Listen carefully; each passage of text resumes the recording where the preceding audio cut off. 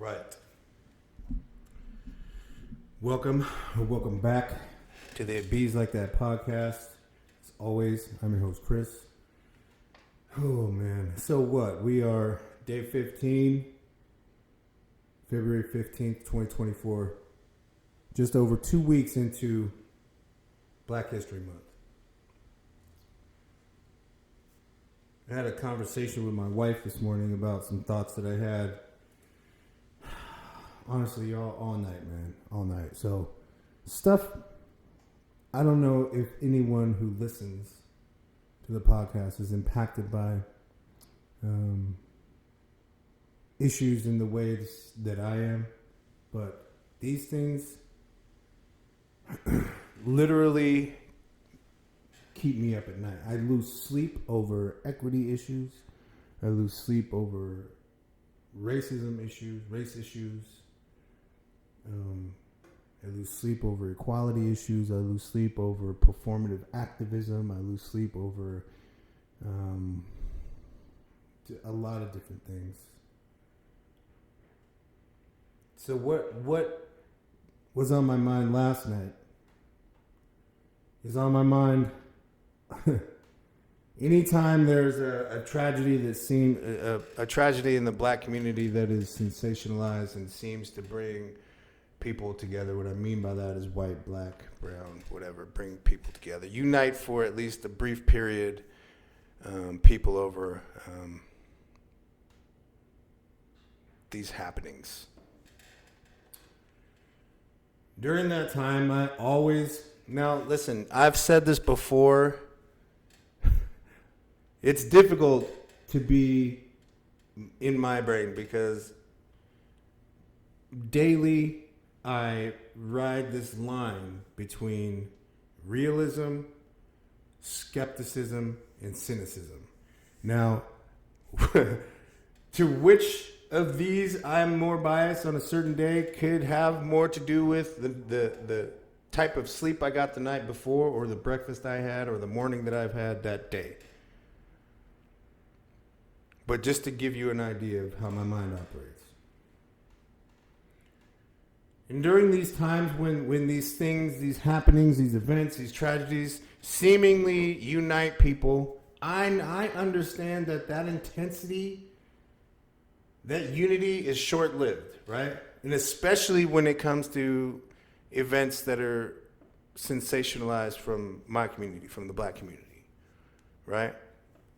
I recognize that, and if you pay attention, you'll see the co-opting of these issues more often than not by other causes, right? So what that means is other causes like gender politic issues, LGBTQ issues. This is generally done by white people. Indigenous issues. They will come to our events, they will come to our organizings, they will use our platform as an opportunity to champion their own causes, attaching to us and our cause, their cause, when they're not the same. You don't see black people doing that anywhere. You don't see black people going to any other, well, you might if they're bad actors, but I'm telling you, any real activist, any real black activist who's not a nationalist, who's not a separatist, who is really actually about equity and space and equality, you will not see people like us go to a Pride Day talking about black issues. You will not see people like us go into a Native American or Indigenous event talking about black issues. You will not see people like us going to rallies on immigration issues and talking about black issues. You will not see that happen by people like us. Period. So when I see it happening to us, I know. Like all that George Floyd stuff, all these people with these black squares on their social media, all these people with Black Lives Matter, and at least in my city, when I drive past the corner and I see 25 white people with Black Lives Matter signs, the first thing that pops in my head is like, who did you talk to from my community that was like, yeah, y'all go ahead and we'll meet you out there, right?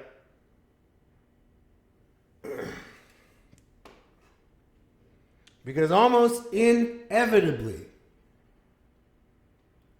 4 out of 5 of those corners that you see, you'll have 95% Black Lives Matter stuff, 1% anti-Trump shit. So they're, again, co-opting a platform for self-interest, your own personal self-interest and gains. And where I'm going with this is I see repeatedly. That's why I can't get excited about the slacktivism. I can't get excited and encouraged about the proposed and espoused allyship. Because I know this never changes. My presentation never changes. I don't have a choice but to wake up and fight this stuff every day. The people who are most enthusiastic and fervent and just involved, how are you going to maintain that energy? How do you sustain that? You don't. 100% of the time, you all leave. As soon as that wave peaks of sensationalism peaks and begins to crest, y'all bounce, you abandon ship, and you run back to wherever cover it was that you came out from under, because it no longer serves a purpose for you to be attached to our issues. And it bees like that.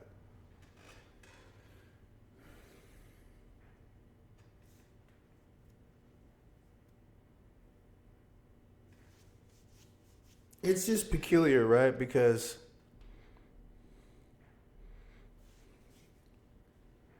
so much of the rest of the time is spent by people like me having to qualify my experience as a black professional and black male. So much of my time otherwise is spent trying to prove oppression, discrimination,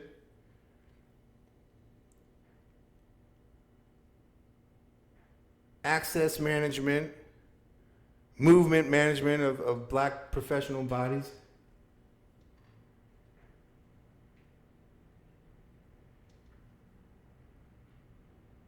So the rest of the time outside of these events, and including Black History Month, when are we ever visible to you? If not now, like, is it because that once a year this month comes along?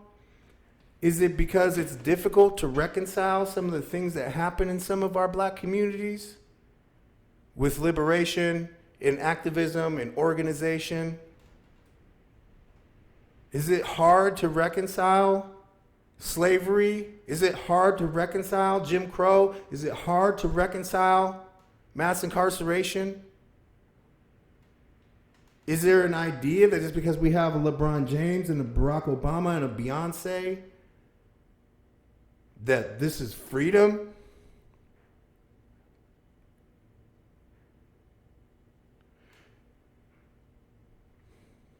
So how much is an acceptable... Now, y'all got to forgive me if this feels a little broken up, because I have so many thoughts today that I had to take some notes. So there may be a deviation from the flow that you're otherwise used to. But, I mean, really, though, how much is an acceptable amount of racism? Like, if you ask yourself, like, is it like suspect water cooler talk? Like, is that all right? You know what I'm talking about? Like, geez, did you hear what Jim said about Black History Month? Yeah, that was a little racist, wasn't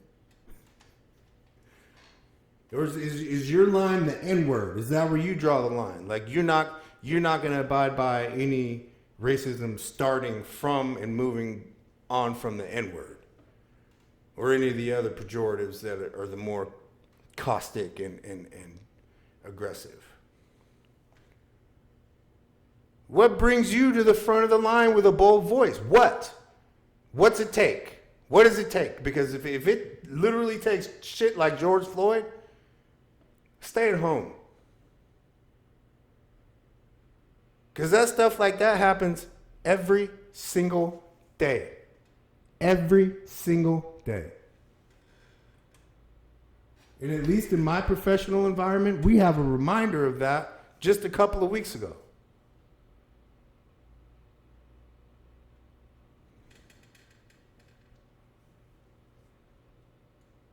And I'm like straight up, none of my professional peers, not that I'm in direct contact with,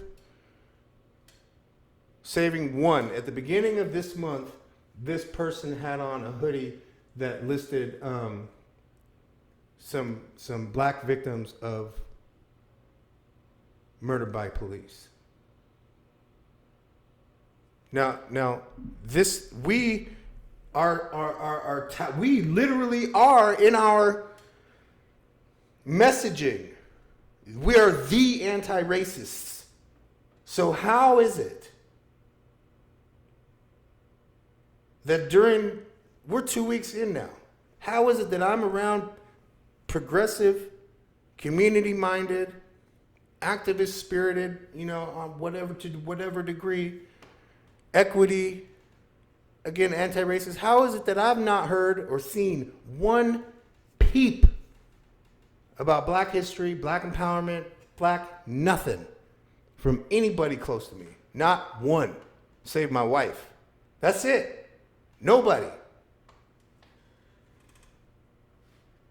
I've made episode after episode these last 2 weeks. Not a single one of y'all liked one of those videos. It looks. I know what happens, man. I know what happens because it happens to me. I know what's said about me when I bring up black issues or when people like me bring up black issues. Oh God, here he goes again with that black power stuff. Here comes Malcolm X. Here comes Martin Luther King. Here comes Marcus Garvey. Listen, if people like me aren't keeping my history alive, my people's history alive, and our contributions visible, who will? You ain't doing it.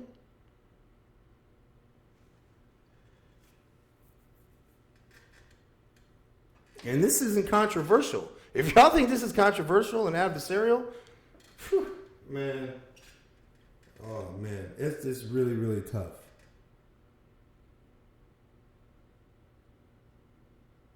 Not one of the people who. And what hurts about that the most, one of the things that bothers me the most about that is one-on-one with when we're out of earshot, of people, people will then, oh yeah, he knows, black this and black that, it's messed up. In hushed tones. They don't want people to see them aligning with it. Oh, did you see Jill's post about Black History Month? Wow, who is she now? Rachel Dolezal? Like, when is it ever appropriate? Do we have to be dying in the streets? Do we have to be literally strangled by police in the street? Do we have to be shot to death in the street for it to be appropriate?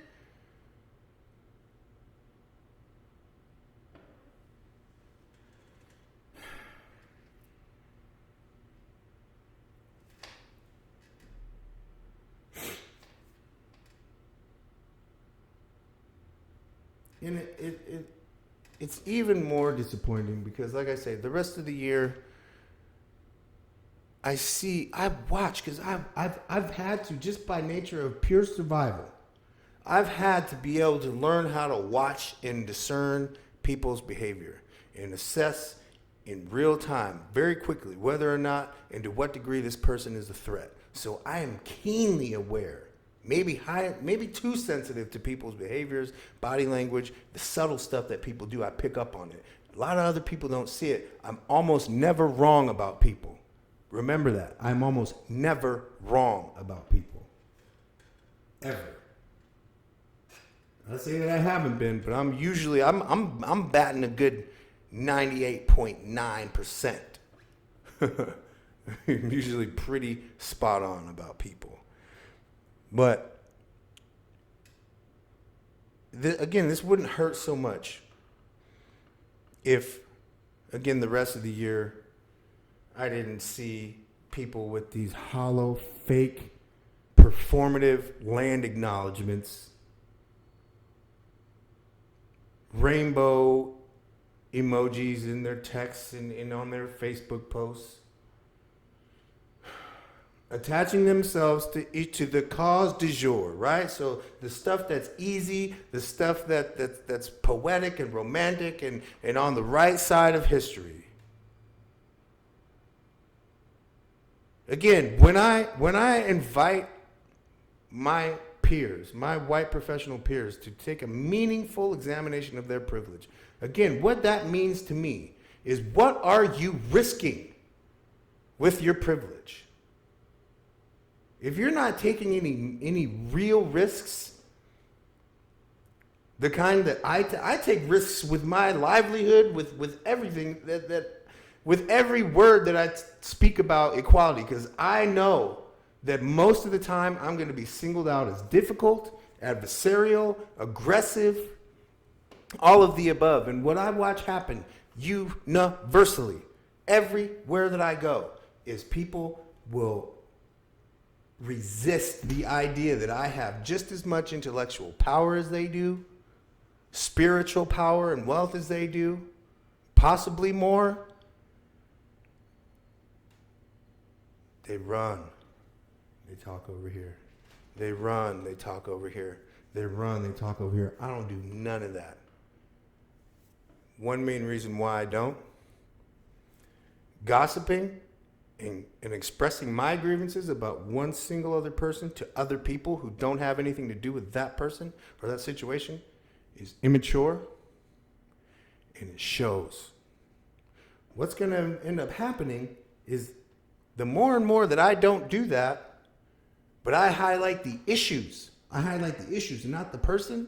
I highlight the issues. More and more that I don't do that, I give you less and less opportunity for you to frame it as me turning this into a me versus you, he versus he, she versus he said, whatever. I don't play that game, and I'm open about the way that I operate, because there's nothing you can do about it.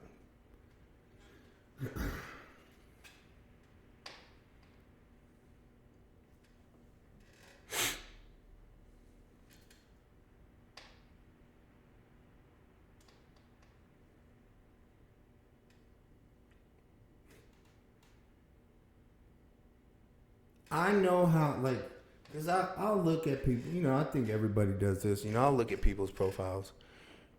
And if you're an ally, and I scroll through your stuff, the second that I see indigenous art or a tribal painting of like a whale or like an orca or something, I'm out. I already know what you about. I'm out. I already know what you're about.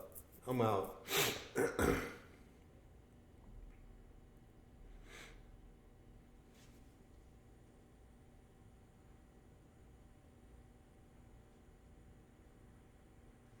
So,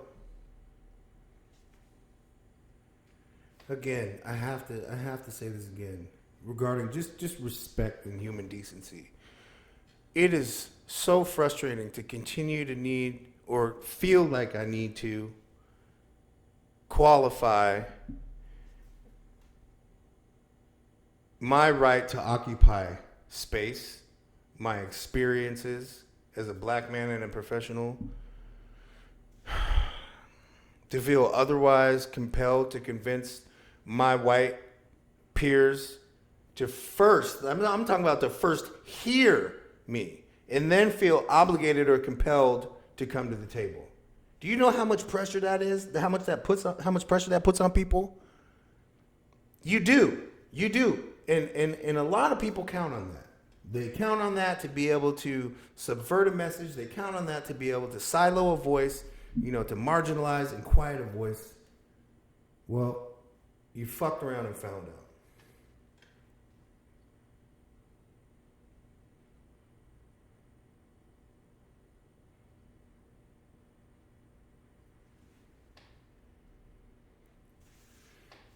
Look, right now, and this isn't a new feeling, but right now I'm feeling more that it isn't necessary for me to secure the feelings of, and as a perfunctory act, oppressive people and systems. Honestly, F them. F them. F you and F them. Because if you ain't down to get on, then you get spit on and moved past. Like, I really, there's no, I don't have any patience for it anymore. It's crazy to me. There's so much going on. There's so much work remaining to be done. And I do this thing, right, where I've talked about it before, where it's not a trap, right? Because people can do and behave and align themselves with whatever they want. I use this more as a tool for me to gauge personally what kind of a person you are, like honestly and objectively, versus what I hear out your mouth. Because so many times, like, you hear a lot of the people's mouths say all the good stuff, right? They say all the good stuff, but they're betrayed by their actions. So you can't be about community if I've not ever heard you raise one single black issue publicly. Straight up. You can't be, period. Unless, again, it's surrounding a tragedy. Then everybody want to break out their cape and saviorism shit. But I'm telling y'all, like, for me, I see past all that bullshit. Y'all ain't shit, bro. I see past it. Because the next day, while y'all ain't talking about it, we're still hurting. We're still in pain. Y'all get to check out. Y'all get to clock out, go home, hang up your hat and your work keys and your phone.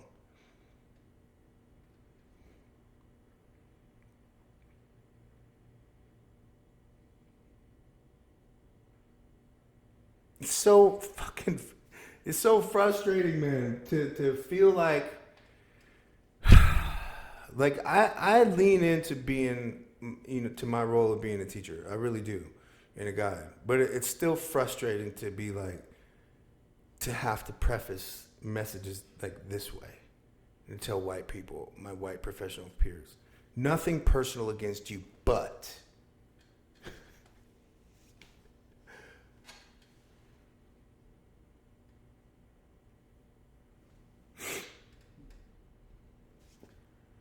Because follow me here, right? This is the thing. This is why that is problematic and why it's difficult. Because if I must first navigate a perceived attack on your identity as an ally, activist, whatever, you're not an ally in any fight that I want to be a part of. Right? Because if I've got to do, like, if I'm going in a battle, I don't want to have to first convince every single time there's a battle, my fellow soldiers or comrades that like, this is a just cause. If I really got to do that every single time, I don't want to fight with you. I'm not about to step up to the line with you. You're about to get my head blown off. You don't care about this fight. You care about you. These are self-interest driven questions and behaviors. Your feelings before the fight. Your feelings before oppression, before dismantling oppression. Your feelings before dismantling racism. Your feelings before examining privilege. Your feelings before protecting black bodies in space. That's crazy.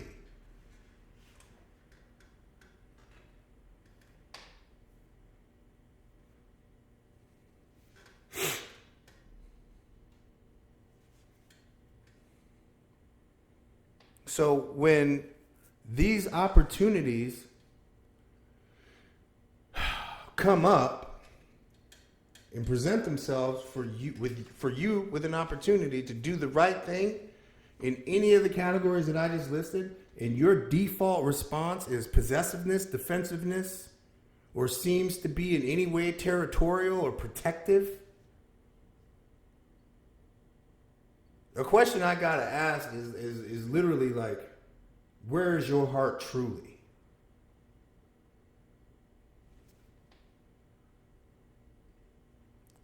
Again, when the conversation moves to equity, equality, and change.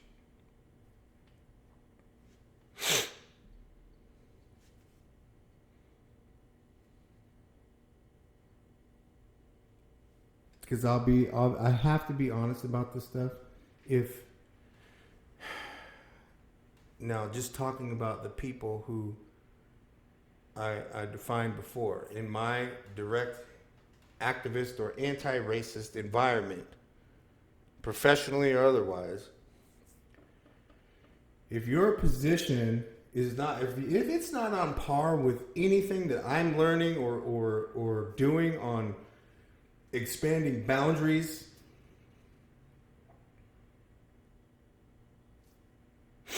you're simply just another member of dominant culture demanding that your hand be held gently along because this is a personal growth journey for you, and a selective personal growth journey at that. This isn't about any of the stuff that we're fighting for or that we're trying to teach people about.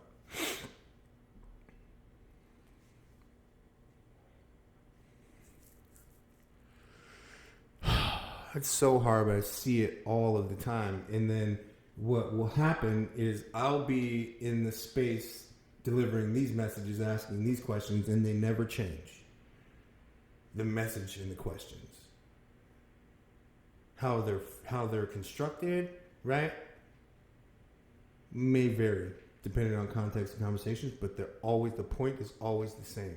And more often than not, it takes another white professional peer to come in and be the first to be like, damn, that okay, with some understanding and some grace. And now it's cool for the rest of y'all to get on board. That's wild to me. That right there, you just revealed to me who you really are. And you can't hide it. It's public. I do that on purpose. Do it in the open on purpose. Because subversion, manipulation, racism, all that stuff likes to exist in the margins and like undercover, right? So that it can, it's easy to adjust and have a higher degree of changeability and adaptability. You can hide behind truth. And if you are able to cast enough doubt, again, it comes down to prove it. Prove it. And that's literally what I hear people say to me with their actions. When their actions betray their words. And there's too chicken shit to get on board and be the first to the table with a bold voice. They'll do it for themselves, right? They'll be the first one to argue and debate degrees of being right about a thing inside of a larger issue. That's a real obvious tactic I see by master manipulators and subversion artists, right? Like they won't answer, the larger question. They'll pick one thing, right? Turn it, make it as controversial as possible, spin it, and make it look like you're attacking them. And then you have to start defending that point. And if you're not quick enough on your feet, you'll fall for it. I don't. I see it, I record it, keep it. Get all that shit in storage.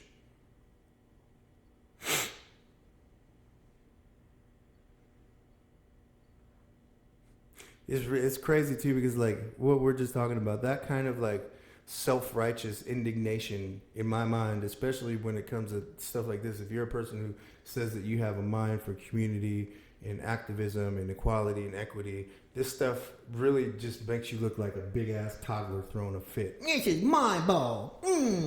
No, it's mine. I've had it for this long. It's mine. That's literally, does that sound ridiculous? That's literally what it feels like. What it looks like.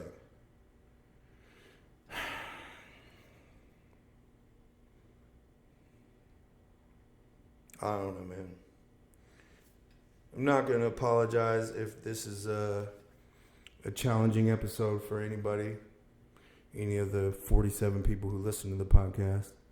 I'm not going to apologize for that because I invite people to the table every day, every single day. And it matters very little to me whether or not they like my method. Truth remains, whether it's a seat next to me at the table, an invitation has been extended. And if you can't see past your own nose to the larger issues that you're being invited to address, the issues that you say that you're an ally for or against,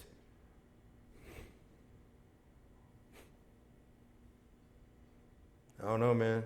It says a lot more about you than it does about me. Because my message doesn't change day to day. I don't add to the list. You know what I'm saying? Like, it's the same. You hear me talk about the same issues every day. I will belabor them and beat them into the ground until things begin to move in the right direction.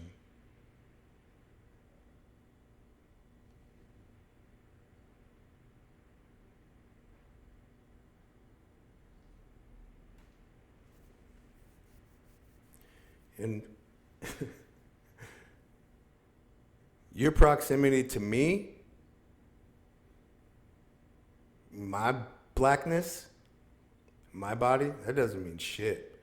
The same as it doesn't, your proximity to your BFF, some of y'all like to do that too. My best friend is black. Ain't nobody give a fuck about that. Nobody cares about that. Nobody cares about that. Because if that was really your best friend, you would, if your best friend, your soul person, sister, brother was your best friend and they were black, you would be up here talking about Black History Month with the rest of us. That's just the plain and simple truth, but you don't do that. Your support is behind closed doors. You are a clandestine supporter because you don't want the people at the printer or in the break room to be like, oh, God. Again, what is Susie? Does she think she's Rachel Dolezal or something? Come on. Yeah, with her soul sister act. Come on, bro. I see through all that stuff. I see through all of it.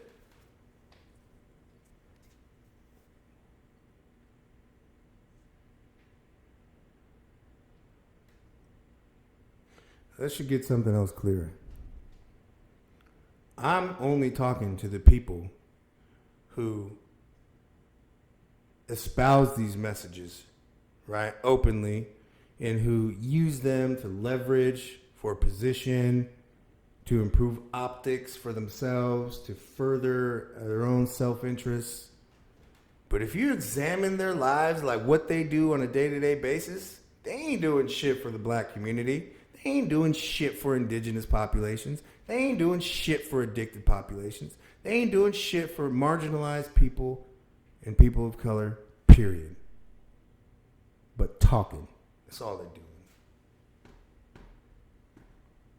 If you're not organizing, you're not a part of, if you're not at the very least willing to openly hold bold associations with voices like mine,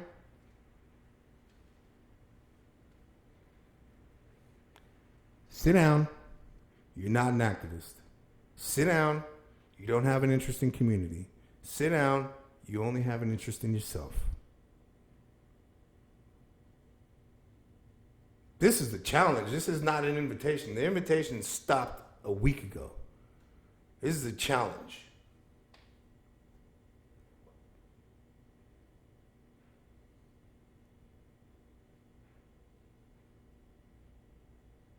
Because I have a sister who is suffering right now.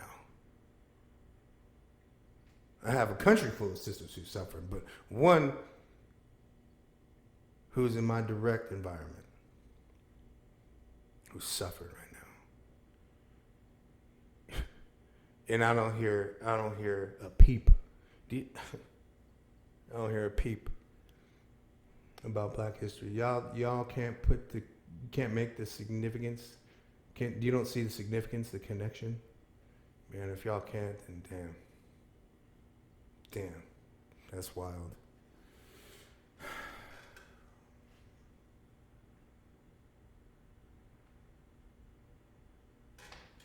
You see what I'm talking about when I say risks? This entire episode is a risk for me. Because I know full well that it's going to piss some people off. I don't give a fuck. I don't care. Because right is right and wrong is wrong, man. Right is right and wrong is wrong.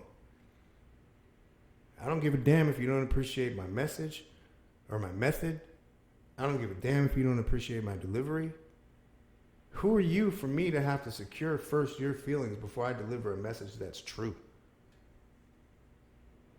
Because you have to have it served to you. It has to be more psychologically and emotionally palatable for you. Fuck out of here.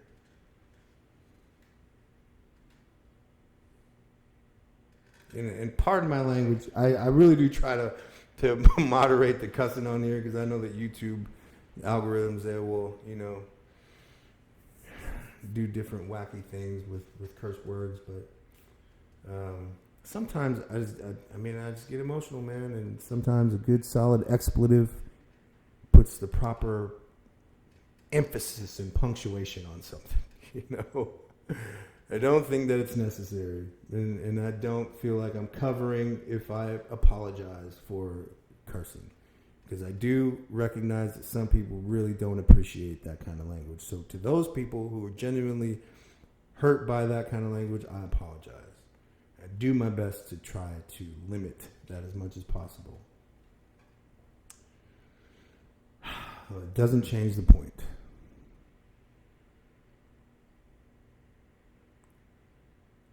And the feelings before cause thing, it's true for me too.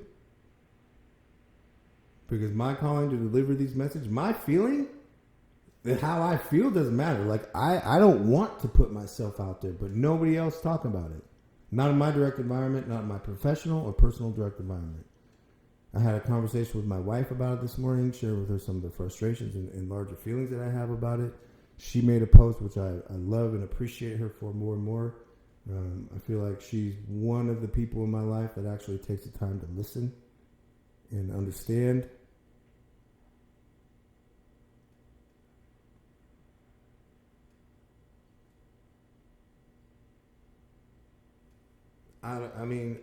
It's hard to accept affirmation and compliments from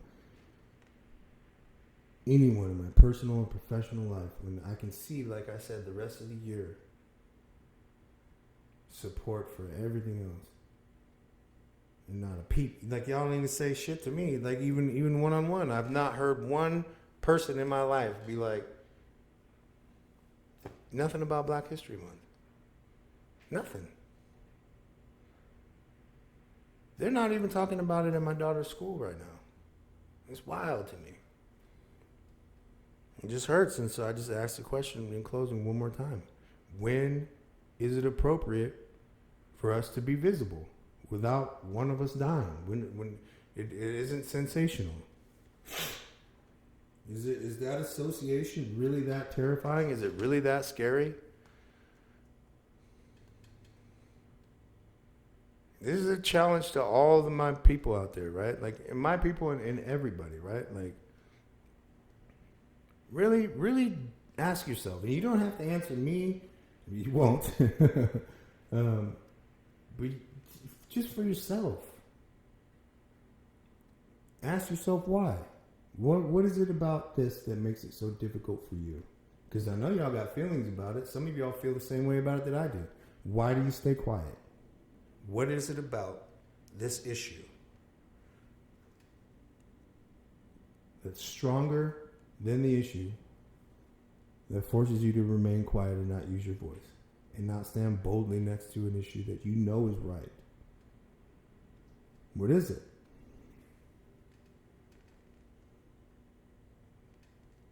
Black History Month 2024, day 15. If you didn't do it on the way in, do it on the way out. Hit that like, subscribe, and post notification bell so you can stay up to date on everything we talk about here on the Bees Like That podcast.